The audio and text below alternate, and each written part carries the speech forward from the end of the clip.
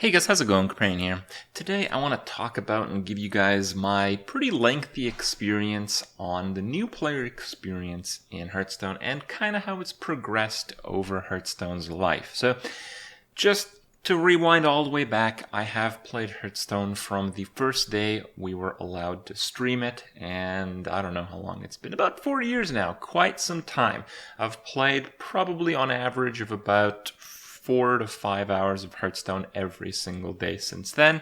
And not only that, from time to time, I play my free-to-play accounts. And not only that, the free-to-play accounts that I play, I have 3 free-to-play accounts, and now the October Brawl account, more or less 4. I've opened them up at different times in Hearthstone's history. My first free-to-play account I started up around the release of Naxxramas, so the first expansion that Hearthstone had.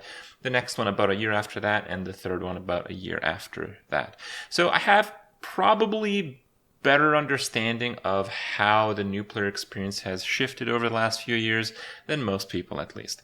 So what have I experienced? Originally, when Hearthstone had come out, we had just the base cards and the classic cards, and you just got the base cards. So to improve your collection with the classic cards, well, it wasn't really a big deal because, well, it was maybe like half the set, maybe it was like 2/3 of the set. And a lot of the cards that were really good, as you guys know, are the common and rare quality. So you just needed a few. It was pretty easy to craft. And I think Blizzard did all right in terms of making money because the game was really very well balanced. And I think people came in, they loved the game, and it's like, yeah, I have all the cards I need, but I'm just going to buy a hell of a lot more because I want to complete the collection because I really love this game. And of course, there's people who still do that, but these days, it's a little bit different, as you guys may imagine. There's a lot of Reddit posts and stuff talking about it right now. That it's almost impossible for a new player to get started. Well, when Hearthstone was released, it was easy. Not just possible, it was easy. It was very easy to get into. When Naxxramas came in, it made it a little bit more difficult, but, and some people even complained back then, because the Naxxramas cards are just really good. So you just had to have a lot of the Naxxramas cards. I think at least the first 3 or 4 wings. And Blizzard actually made the first wing of Naxxramas completely free if you just got it, if you just played it when it was released. Probably I think the first week or the first 2 weeks you had to play it. And if you did, it was free. So if you were a free-to-play player, it was 700 gold per wing. I believe you needed the first 3 or 4 to play most of the good decks at the time because, again, the Naxxramas cards were really impactful. So you're looking at between 1,400 and 2,100 gold that you needed to accumulate to get the entirety of the impactful part of the set. Hearing that now, you're probably jealous as hell, right? But nonetheless, people complained about it back then because, well, they wanted cheaper content. They wanted the cards right away, and they hadn't saved up gold. Oh, how about that? So, Naxxramas was a pretty interesting expansion, but I'm not going to weigh the expansions in like the quality, only how they affected free-to-play players. And Naxxramas was okay in general because it was very easy to acquire, even though some people thought otherwise. And it obviously made it a little bit harder for new players, and Blizzard didn't really change anything about that. You still needed a lot of the classic set, you still needed the base set, and then now you needed the Naxxramas set. So it was a little bit more difficult for new players to get into, but in my opinion, things were fine. Then we had the first big card expansion. We had Goblin vs. Gnomes, and once again, Goblin vs. Gnomes was insanely impactful. You really had to have a lot of those cards, and in general, it wasn't as bad as people had thought, though at that point in time, people started talking about how, the cost of entry for Hearthstone has gone way up, and it's so unfair, and Blizzard hasn't done anything to counterbalance that. That's all true. But again, those are just the first 2 expansions. And more importantly, the core of Gadgetzan were the mechs. And the mech core was largely common rarity. Not exclusive, but largely common. And the cards that were above common rarity, usually were a few for each different class. So what you would do is you'd open, I don't know, like 20, 30, maybe 40 Goblin versus Gnome packs.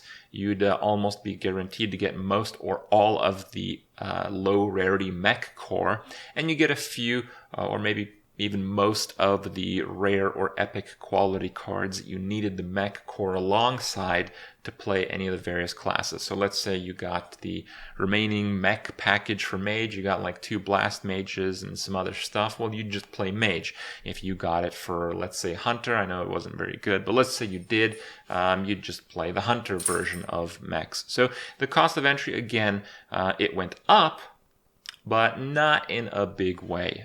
If you just played a little bit, collected those cards, you were okay. Goblin vs. Gnomes free-to-play experience was actually pretty good. And then we had some more adventure content. This time around, I believe it was Blackrock Mountain. So Blackrock, again, had some very impactful cards. There was no freebie first wing or any of that. You had to pay for it up. It was an adventure. People complained. This time around, I think the cost of entry to the free-to-play experience or the new player experience kind of went up quite a bit because the cards were pretty important, but you still needed the cards from the previous expansion. You still needed the cards from Naxxramas. So it started to get relatively high, and it became a little bit worrisome, but you know, some people kind of made do. The main issue back then was that you couldn't craft adventure cards. So if you really needed, like, you know, Imp Gang boss out of your adventure, you had to progress in the adventure until it was a reward that was given to you. So it made it a bit more significant than it is today. Then we had Grand Tournament. Grand Tournament actually was a pretty cool set because it put in a lot of like niche cards, but in general the card quality was so crap that you really didn't need to get very many packs. There was usually a few cards that you wanted to put into your deck from that expansion, but they were hardly important because there was only like a few, and again, it didn't raise the cost very much. And what did we have after that? Was it League of Explorers, I believe? I think it was League of Explorers. League of Explorers, again, we had another adventure. This time, League of Explorers had some really powerful cards. No discount to entry. Again, rising it up. I think it was around that time that people started to worry a little bit about the new player experience, even me. But League of Explorers came up with a lot of very cool new decks. All the Explorers are playable. The expansion hype carried it quite a bit. Then we had what I think is one of the best new player experience expansions with Whispers of the Old Gods. Whispers of the Old Gods was fantastic. It was fantastic because you got Cthulhu and you got 2 support cards for Cthulhu on just logging in. I think now you have to purchase 1 Whispers of the Old God packs, but basically Cthulhu, it wasn't like the top deck in the game, but for some classes it was pretty close. But it again was very much like Goblin versus Gnomes, where it was a core to a set. So, you know, if you just had the, again, largely low rarity Cthulhu cards, you can play them in any class. So each class had a few Cthulhu cards. If you open like 20 packs, you get a few of those class higher rarity Cthulhu cards. That's where you play your Cthulhu deck, and just any class playing Cthulhu deck would do pretty well. You could get through ladder fairly well, and Cthulhu playstyle, it was mid-range. And in my opinion, mid-range is the healthiest metagame you're ever going to have. Now, I'm not talking about like the top tier metagame, but if a new player approaches the game and they have a mid-range metagame from rank 25 to rank 15, what I'm saying is that's ideal. So Whispers of the Old Gods was really fantastic expansion. I can't say that enough. Whispers of the Old Gods, I think, was the last great expansion that Hearthstone had. After Whispers of the Old Gods, we got the disaster that was Karazhan. Karazhan just had a lot of broken cards. The adventure was just complete garbage, and again, it added to the cost because you had to get the broken cards. After Karazhan, we got Mean Streets, and I remember, because you guys know, I'm in contact with some of the Blizzard guys. Mean Streets after playing for like 2 days, I just emailed a few contacts and I told them, like, some of these cards are cool, these interactions are cool, it's, pretty fun to play Arena actually, but holy crap, I cannot play my free-to-play accounts, even though I've been playing them for years in some cases. Like, one of my free-to-play accounts has like 50 legendary cards, all right? Think about that. And it couldn't compete. Just got absolutely slammed. Absolutely slammed. Even though we had Standard and all that at that point, it didn't matter. Standard kind of messed things up a lot because the new set that would come out would be more impactful, so you needed more of it. And that was a bit of a problem. Things being standard didn't actually reduce the cost of entry very much. You still have to have 30 cards in your deck. What really matters is the rarity of those cards and how accessible you can have synergy work out. So with Cthulhu, the synergy is really good, and the cards that synergize are really low rarity. That's not the case with any expansion that came after that. And Mean Streets was like, yeah, Jade is really good, but the Jade cards, there's a lot of rares in there. And, if you have like 8 of the Jade cards rather than, let's say, 12 of the Jade cards for your class, your deck is going to be crap. Because, you need all of them. And it's not only that. When Mean Streets was released, we just saw so many archetype decks. We saw just, crazy Pirate Warrior crap. So you needed extremely powerful decks. The other decks were like Jade decks, so you needed like all the Jades. You just couldn't beat these decks. These decks were unbeatable with the free-to-play package, right? Things are getting a bit rough. After that, we had Ungoro. Ungoro, in my opinion, pretty interesting expansion. I think Ungoro shook things up a little bit. The elementals kind of brought back the core aspect of the game, where you didn't need all of the elementals. If you just had a few, if you just had enough, you could make things happen. But it wasn't enough. It didn't change things up enough. It wasn't impactful enough. You still needed a lot of other cards from a lot of other different sets, and it was almost impossible to get into the game because the decks that were being played were such on a high power level. And now we have Frozen Throne. Frozen Throne is pretty interesting. They did start to give away some significant content with you getting the hero card for any one class when you start doing the campaign giving you a few more extra packs. That was a good start, but it does nothing when compared to some of the older states of the game. Frozen Throne new player experience, it's been better than some of the last few sets, but I agree with most of the people that talk on this subject. To play this game for a new player is ridiculous. And they know that. I think even Ben Brode in an interview mentioned that. Now, I don't have the source, so I might be misquoting here, but I'm pretty sure I've seen this repeated a lot as well. How does a new player approach ranked? And he mentioned just play casual. There's a problem with the new player experience when that is your reply. So they know, but for whatever reason, changes are not happening fast enough. They're not happening in big enough ways, and that's a bit of a problem.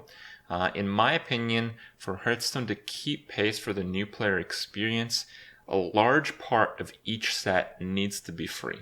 That might sound really dumb, but think about it. That's the only way you're going to do it. If you're going to play, if you're going to play this game in let's say just GVG, right? So you need some expansion cards, you need some base cards, and you get like the classic cards. And if you have some time, you do some of the next Rammus content, right? Well, if you add 4 more expansions on top of that, the ratio of cards that you get for free versus the ratio of cards that you have to grind out by opening packs is extremely lopsided. And not only that, almost all of the balance changes, and by balance changes, I mean absolute destruction with nerfs, happen to base and classic cards, because in standard we have the problem that a lot of these cards are overplayed through the expansions because they're overall too powerful, making the expansions not impactful enough. That's fine, but that again really screws over new players. In Classic, one of the worst free-to-play new player decks was Warrior. They still had the old Fiery War Axe, craziest card in Hearthstone, right? They still had the old Warsong Commander, the old Warsong Commander that give any minion charge, not just ones with 3 or less attack, right? So really insane stuff, and they still weren't very good. Can you imagine playing Warrior on a new account today? It is not happening. You have to get a ton of packs, you have to get a ton of help online, and for people who just want to try a game and be immersed in it, that's not happening. So I don't know how they're going to solve this, but I think we're at a stage where we're beyond well, it's a new expansion, so this time around we're going to give you 6 free packs instead of 5. Oh, hey, we're going to give you 1 free random bullshit epic card or something.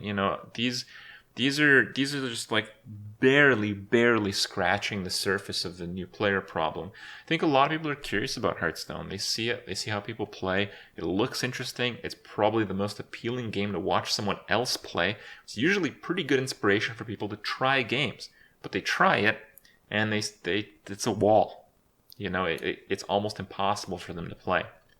So for Hearthstone's long-term health, this really needs to be changed, I think. But we'll see. I don't expect to change anytime soon, but I'd be pleasantly surprised if it comes. Let me know what you think, and I'll see you guys tomorrow.